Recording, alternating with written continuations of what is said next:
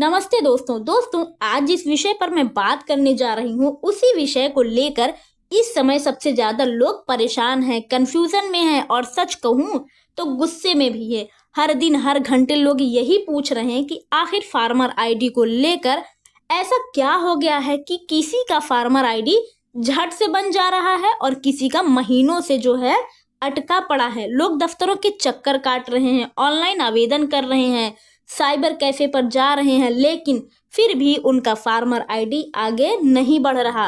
और सबसे ज्यादा हैरानी की बात यह है कि जिनके पास बहुत छोटी सी जमीन है, थोड़ी सी जमीन है, जिसके पास बस कुछ डेसिमल या जो है 1-2 कट्ठा जमीन है, उनका फार्मर आईडी आराम से बन जा रहा है। लेकिन जिनके पास ज्यादा जमीन है, जिनके पास बीघों जमीन है, जो सालों से खेती करते आ रहे हैं, उनका फार्मर आईडी नहीं बन पा रहा।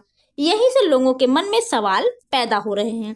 लोग सोचने लगते हैं कि शायद सरकार का कोई नया नियम है, कोई सरकार नया नियम ले आई है, शायद छोटे किसानों को फायदा दिया जा रहा है और बड़े किसानों के साथ भेदभाव किया जा रहा है।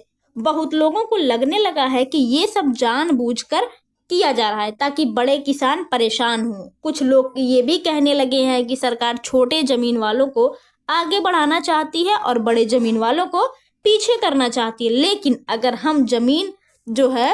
हम जमीनी हकीकत को समझें तो असली कहानी इससे थोड़ी अलग है और असली वजह बहुत सारे लोगों को आज भी समझ में नहीं आ पा रही है। सबसे पहले मैं आपको एक बात जो है साफ साफ तरीके से समझाना चाहती हूँ, क्योंकि जब तक ये बात क्लियर नहीं होगी तब तक पूरी समस्या समझ में नहीं आएगी।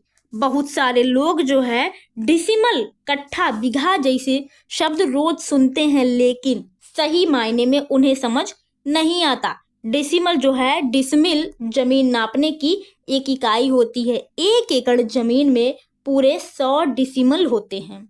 यानी अगर किसी के पास सिर्फ 1 डिसमिल जमीन है तो वो 1 एकड़ का 100वां हिस्सा है। अगर किसी के पास 5 डिसमिल जमीन है तो वो भी बहुत छोटा सा टुकड़ा माना जाता है। 10 डिसमिल भी कोई बहुत बड़ी जमीन नहीं मानी जाती। गांव की भाषा में अगर समझें तो लगभग 1 कट्ठा जमीन यानी 1.5 डिसमिल के आसपास होती है। हालांकि अलग अलग इलाके में थोड़ा बहुत फर्क भी हो सकता है, लेकिन मोटे तौर पर समझिए कि जिनके पास 1, 2, 5 या 10 डिसमिल जमीन है वे छोटे किसान या छोटे जमीन धारक की कैटेगरी में आते हैं। अब जब आप ये समझ चुके हैं तो आप खुद देखिए कि ऐसे छोटे छोटे जमीन वाले लोगों का फार्मर आईडी बहुत जल्दी क्यों बन जा रहा है। इसकी वजह ये नहीं है कि सरकार उन्हें ज्यादा पसंद कर रही है, नहीं, या फिर उन्हें कोई खास फायदा देना चाहती हो, ऐसा कुछ नहीं है। असली वजह तो कुछ और ही है। एक छोटी सी जमीन ज्यादातर लोगों ने खुद खरीदी होती है। उन्होंने रजिस्ट्री कराई होती है, दाखिल खारिज कराया होता है और जमीन उनके अपने नाम से ऑनलाइन रिकॉर्ड में साफ साफ दर्ज होती है। यानी जमीन का खाता, खसरा, रकबा सब सिस्टम में उनके नाम से जो है सही तरीके से दिखता है।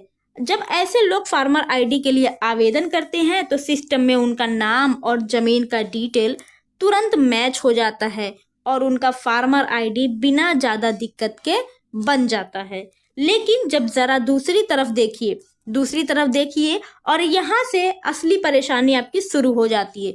जिनके पास 2 बीघा, 5 बीघा, 10 बीघा, 20 बीघा या उससे भी ज्यादा जमीन है, वो जमीन ज्यादातर क्या होती है, पैतृक होती है। यानी बाप दादा या परदादा के जमाने से चली आ रही जमीन होती है। ऐसी जमीन आज भी बहुत जगहों पर ठीक से बटी नहीं है।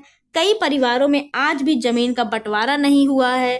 कहीं जमीन पुरखों के नाम पर दर्ज है, कहीं दादा के नाम पर, तो कहीं किसी एक सदस्य के नाम पर, तो कहीं किसी के नाम पर कुछ भी साफ साफ नहीं है। बहुत जगहों पर खाता खसरा 0 दिख रहा है, कहीं रकबा 0 दिख रहा है, तो कहीं चौहद्दी ही साफ नहीं है। तो अब जब कोई जो है ऐसा किसान फार्मर आईडी के लिए आवेदन करता है तो सिस्टम पूछता है कि जमीन आपके नाम पर है या नहीं।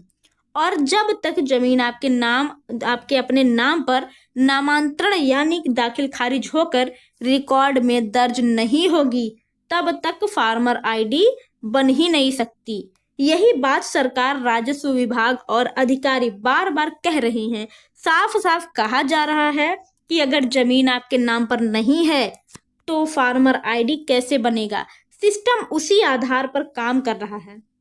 लेकिन यहीं पर सबसे बड़ा सवाल खड़ा होता है कि अगर आज बिहार में हजारों नहीं बल्कि लाखों जमीनें विवादित हैं, अगर पुरखों की जमीन का रिकॉर्ड ही सही नहीं है, अगर रजिस्टर्ड टू जो है फटे हुए हैं, कहीं गायब हुए हैं और कहीं जानबूझकर खराब कर दिए गए हैं, तो इसमें गलती किसकी है?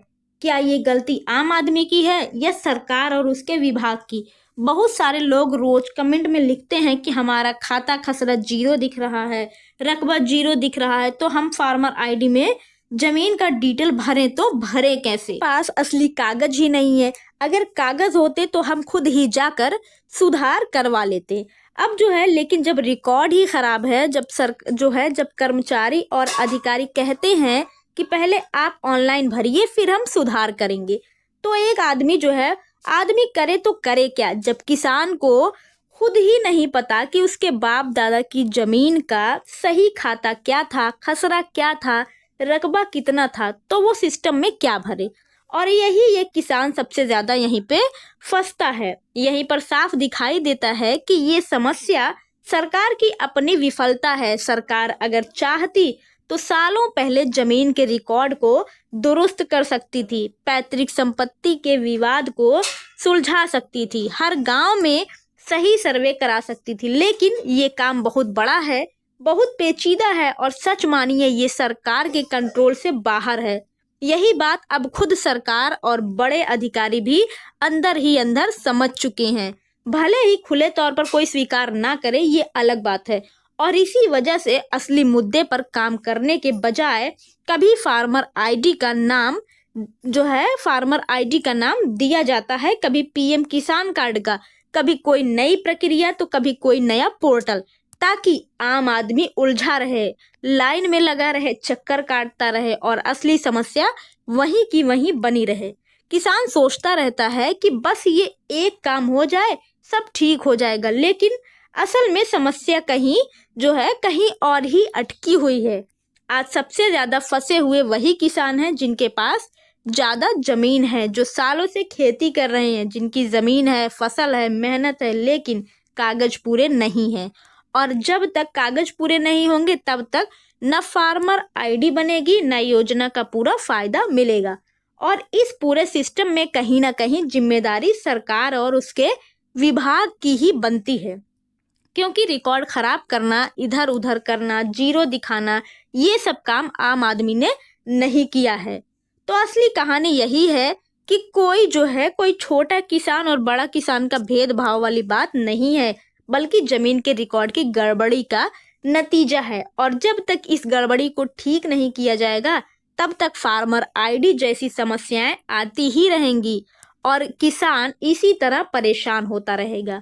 अब आप बताइए, आपके इलाके में भी यही दिक्कत है या कुछ और समस्या आ रही है?